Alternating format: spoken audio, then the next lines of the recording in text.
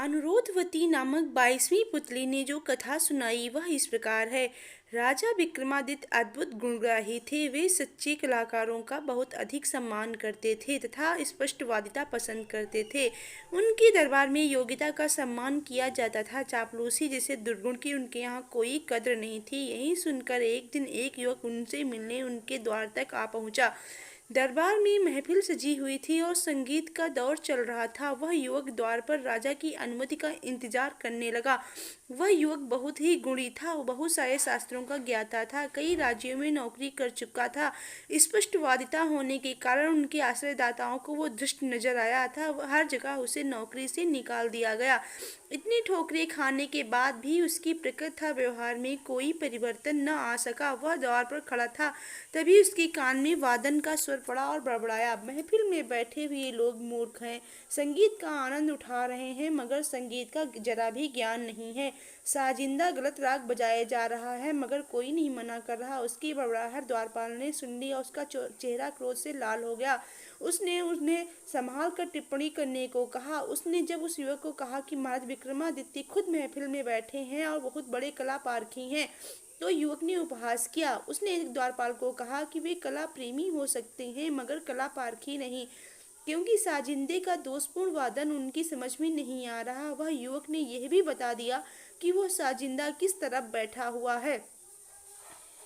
अब द्वारपाल से नहीं रहा गया। उसने उस युवक से कहा कि उसे राजदंड मिलेगा अगर उसकी बात सच साबित नहीं हुई। उस युवक ने उसे सच्चाई का पता लगाने के लिए कहा था। बड़े ही आत्मविश्वास से कहा कि वो हर दंड भुगतने को तैयार है अगर यह बात सच साबित नहीं हुई। द्वारपाल अंदर गया था। राजा के कानों तक यह बात पहुंची। विक्रम ने उसे तुरंत आदेश दिया कि उस युवक को महफिल में पेश किया जाए। विक्रम के सामने भी उस युवक ने एक दिशा में इशारा करते हुए कहा कि वहाँ एक वादक की उंगली दोषपूर्ण है। उस और बैठे सारे वादकों की उंगलियों का निरीक्षण किया जाने लगा। सचमुच एक वादक के अंगूठे का ऊपरी भाग कटा हुआ था और उसने उस अंगूठे पर पतली खाल चढ़ा रखी थी। राजा उस युवक के संगीत ज्ञान के कायल हो गए। तब उन्होंने उस युवक से उसका परिचय प्राप्त किया और अपने दरबार में उचित सम्मान देकर रख लिया। वह युवक सचमुच ही बड़ा ज्ञानी और कला मर्मज्ञ था। उसने समय समय पर अपनी योग्यता का परिचय देकर राजा का दिल जीत लिया। एक दिन दरबार में एक अत्यंत रूपवती नर्तकी आई। उसने नृत्य का आयोजन हुआ और कुछ ही क्षणों में महफिल सज गई। वह युवक भी दरबारियों के बीच बैठा हुआ नृत्य और संगीत का आनंद उठाने लगा। वह नर्तकी बहुत ही सधा हुआ नृत्य प्रस्तुत कर रही थी।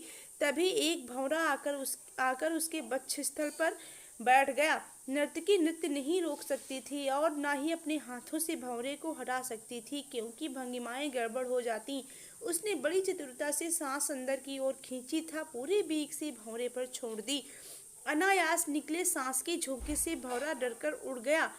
क्षण भर की इस घटना को कोई भी न ताड़ सका, मगर उस युवक की आंखों ने सब कुछ देख लिया और वाह वाह कहते हुए उसने अपने गले की मोतियों की माला उस नर्तकी के गले में डाल दी। सारे दरबारी स्तब्ध रह गए। अनुशासनहीनता की पराकाष्ठा हो गई। राजा की उपस्थिति में दरबार में किसी और के द्वारा कोई पुरस्कार दिया जाना राजा का सबसे बड़ा अपमान माना जाता था। विक्रम को भी यह पसंद नहीं आया और उन्होंने उस युवक को इस धृष्टता के लिए कोई ठोस कारण देने को कहा। तब युवक ने कहा, राजा को भंवरे वाली सारी घटना बता दी। उसने कहा कि बिना नृत्य की एक भंगिमा नष्ट किए हुए जिस चतुरता से इसने लय ताल का सामंजस्य रखते हुए नर्तकी ने सफाई से भंवरे को उड़ाया, वह पुरस्कार योग्य चेष्टा थी। उसे छोड़कर किसी और का ध्यान गया ही नहीं तो पुरस्कार कैसे मिलता। विक्रम ने नर्तकी से पूछा तो उसने उस युवक की बातों का समर्थन किया। विक्रम का क्रोध गायब हो गया और उन्होंने नर्तकी था उस युवक दोनों की बहुत तारीफ की। अब उनकी नज़र में उस युवक का महत्व और बढ़ गया। जब भी कोई समाधान ढूंढना रहता, उसकी बातों को ध्यान से सुना जाता था, उसके परामर्श को गंभीरता पूर्वक लिया जाता। एक बार दरबार में बुद्धि और संस्कार पर चर्चा छिड़ी। दरबारियों का कहना था कि संस्कार बुद्धि से आते हैं, पर वह युवक उनसे सहमत नहीं था। उनका कहना था कि ये संस्कार वंशानुगत होते हैं। जब कोई मतैक्य नहीं हुआ तो विक्रम ने एक हल सोचा। उन्होंने नगर से दूर हटकर जंगल में एक महल बनवाया था। महल में गूंगी और बहरी नौकरानियां नियुक्त की। एक एक करके 4 नवजात शिशुओं को उस महल में उन नौकरानियों की देखरेख में छोड़ दिया गया। उनमें से एक उनका एक महामंत्री का, एक कोतवाल का था, एक ब्राह्मण का पुत्र था। 12 वर्ष पश्चात जब वे चारों दरबार में पेश किए गए तो विक्रम ने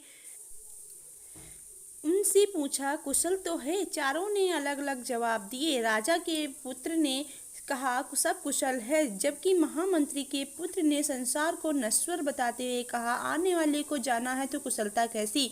कोतवाल के पुत्र ने कहा, चोर चोरी करते हैं और बदनामी निरपराध की होती है, ऐसी हालत में कुशलता की सोचना बेमानी है। सबसे अंत में ब्राह्मण के पुत्र का जवाब था कि आयु जब दिन पर दिन घट जाती है तो कुशलता कैसी? चारों के जवाबों को सुनकर उस युवक की बातों की सच्चाई सामने आ गई। राजा का पुत्र निश्चिंत भाव से सब कुछ कुशल मानता था और मंत्री के पुत्र ने तर्कपूर्ण उत्तर दिया। इसी तरह कोतवाल के पुत्र ने न्याय व्यवस्था की चर्चा की, जबकि ब्राह्मण पुत्र ने दार्शनिक उत्तर दिया। सब वंशानुगत संस्कारों के कारण हुआ, सबका पालन पोषण एक वातावरण में हुआ, लेकिन सबके विचारों में अपने संस्कारों के अनुसार भिन्नता आ गई। सभी दरबारियों ने मान लिया कि उस युवक का मानना बिल्कुल सही है। दोस्तों, अगर कहानी पसंद आई हो तो चैनल को लाइक एंड सब्सक्राइब जरूर करिएगा। धन्यवाद।